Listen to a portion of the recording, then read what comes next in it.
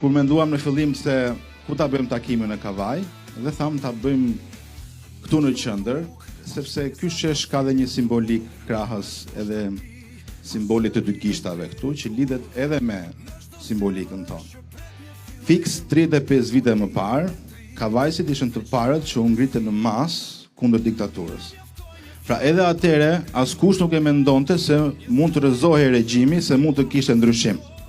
Pastaj dal nga dal nisën gjërat dhe brenda 2 vitesh ndodhi ndryshimi i madh dhe u rikthye demokracia në Shqipëri. Dhe kthehemi edhe ditët e sotme.